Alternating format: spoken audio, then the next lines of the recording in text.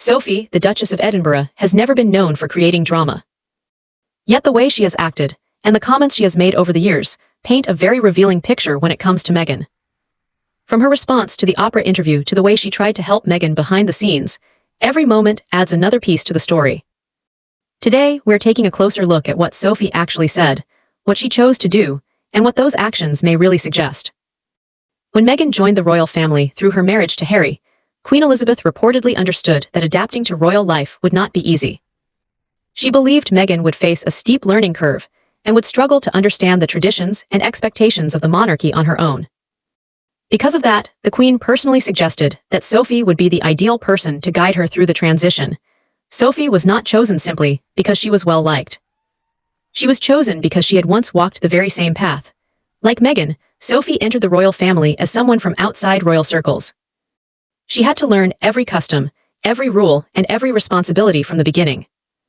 Although she made a few early mistakes, including the well-known 2001 tabloid incident, she handled those challenges with grace and gradually earned enormous respect within the royal family. Before long, she had settled into royal life so naturally that it seemed as though she had been born into it. That recommendation from the Queen carried real trust and importance, and Sophie was genuinely pleased to accept the responsibility. She wanted to help Meghan succeed where she herself had once faced challenges. Reports say Sophie visited Meghan and spent several hours with her, patiently answering questions, explaining royal traditions, sharing valuable insights about official duties, and doing everything she could to prepare her for life inside the monarchy. She even gave Meghan her personal phone number and encouraged her to reach out whenever she needed advice, reassurance, or simply someone who truly understood the pressures that came with being a working royal. Sophie made it clear that her support would always be available because she believed she was helping someone who sincerely wanted to become part of the royal family. However, according to those reports, that conversation ended up being the last meaningful contact between them. After Sophie left that meeting, there were no follow-up phone calls, no messages, no requests to meet again, and no effort from Meghan to continue the relationship or build on the mentorship that had been offered. What Sophie had hoped would become the beginning of a supportive friendship within the royal family quietly turned into the final time the two women truly connected. Even then, Sophie did not immediately give up. She reportedly reached out on several occasions and continued offering her support, but Meghan showed little interest in accepting it.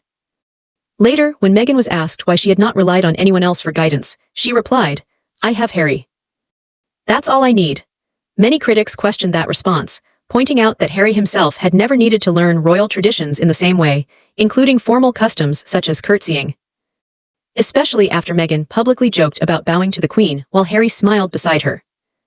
So how did Sophie react to everything that happened? It appears that, over time, she simply stopped worrying about it. After Harry and Meghan stepped away from their royal roles, a source quoted by the Sunday Times claimed that Sophie felt relieved after their departure, and even remarked that she was glad she no longer had to curtsy to Meghan. Think about what that suggests for a moment.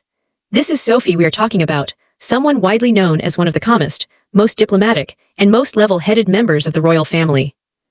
If someone with her reputation eventually reached that point, many people believe it says a great deal about what dealing with Meghan may have been like behind palace doors. What this title means for Sophie, beautiful Sophie, is that she no longer has to curtsy to Meghan Markle, okay? In the line of succession, she no longer has to curtsy to Meghan Markle, okay? That is a booyah moment. Every ignored phone call and every offer of support that went unanswered did not simply fade away.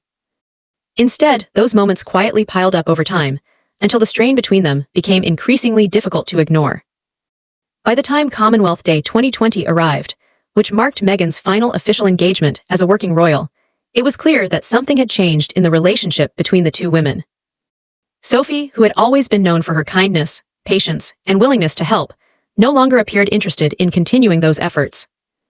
On that day, the body language between Sophie and Meghan seemed to say far more than any public statement ever could.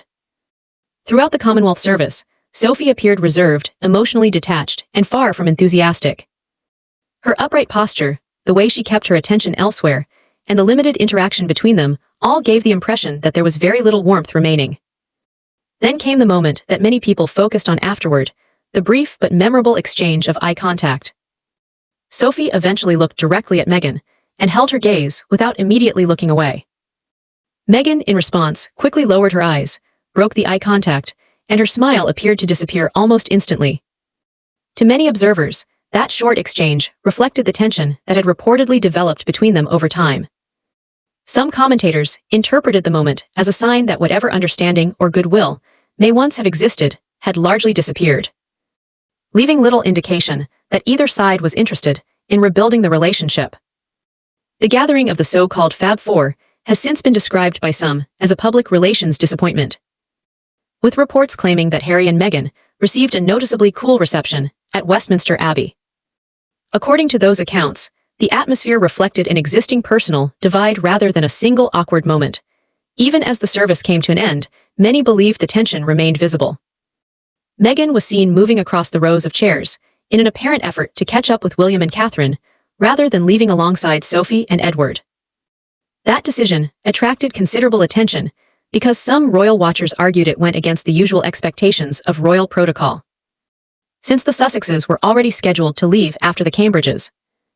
Many observers concluded that the discussion was never really about the order of departure itself, but about the way the interaction unfolded and what it appeared to reveal.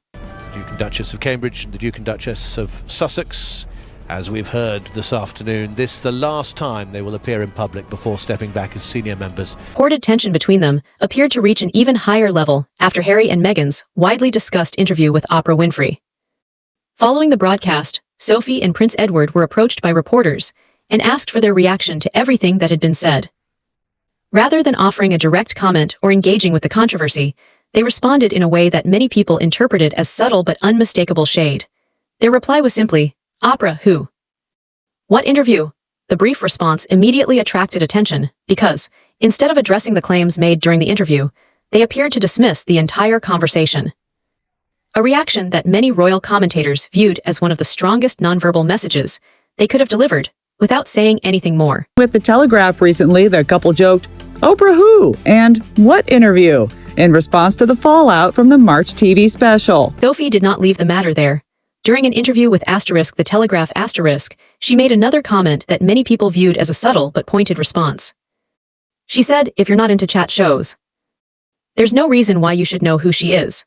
That remark quickly caught attention because it seemed to reinforce the impression that she had little interest in discussing the highly publicized interview. When Sophie and Prince Edward were questioned again about the conversation that had captured headlines around the world, their calm but understated reactions continued to spark discussion among royal watchers, with many interpreting their approach as a quiet but deliberate way of avoiding the controversy while still making their feelings seem clear. Asked about the interview heard around the world, Prince Edward simply said, "Oprah who?" Sophie asked with a laugh, "What interview?" Ouch. But at the same time, Sophie spoke up to defend the Archbishop of Canterbury, who famously asked Oprah what she did for a living at Harry and Meghan's wedding. Sophie said, quote, if you're not into chat shows, there's no reason why you should know who she is. Certainly not in this country anyway. Many royal commentators viewed those remarks as Sophie and Edward's quiet way of responding to everything that had happened. Sophie's carefully chosen words were seen by many as a subtle but unmistakable dismissal of both Oprah Winfrey and the controversy surrounding the interview. She later made another comment during a 2020 interview that attracted even more attention. Looking back on her own experience of joining the royal family, Sophie explained that it had taken her around 5 years to fully adjust to royal life, and that, in the beginning, she had no idea how everything would turn out. Many observers interpreted that reflection as an indirect comparison to Meghan, who stepped back from royal duties after roughly 2 years. Even while those comparisons were being made, Sophie continued to speak publicly in a measured and diplomatic way, saying, "I just hope they will be happy. And we all tried to help any new member of the family." That statement stood out because Meghan had previously said that she received little support, while reports have claimed that guidance and assistance were offered, but were not accepted. According to those reports, Sophie made several genuine attempts to provide advice, practical guidance, and emotional support, yet each effort was reportedly declined. Over time, many commentators believe that repeated unsuccessful attempts left Sophie discouraged, and she eventually stopped trying to build that relationship. Although Queen Elizabeth had personally asked Sophie to mentor Meghan because of her own successful transition into royal life, those efforts reportedly never developed into the supportive partnership that had originally been hoped for. For anyone who needs a reminder, during Harry and Meghan's widely discussed interview with Oprah earlier that year. The couple claimed that Meghan had not received the mental health support she needed from the royal family. However, some reports have presented a different version of events, suggesting that assistance and guidance were available, but were not welcomed or accepted.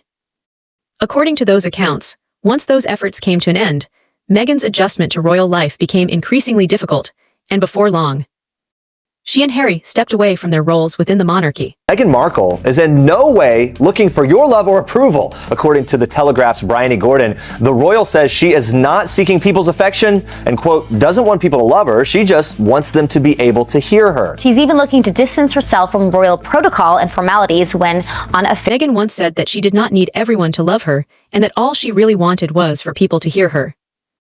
Many commentators argue that the public has certainly heard what she has had to say and has watched her actions closely, and they believe that is where much of the debate now comes from.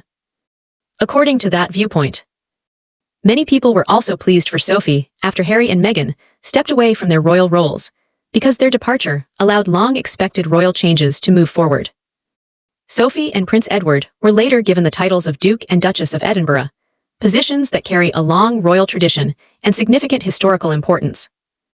Many royal observers viewed that moment as a natural progression within the monarchy. To clarify, Sophie is married to Prince Edward, making them the Duke and Duchess of Edinburgh following the official granting of those titles. Apparently, Sophie is married to Prince Edward. Well, she was upgraded from the Countess of Wessex to the Duchess of Edinburgh, okay? She got a little bit of a promotion.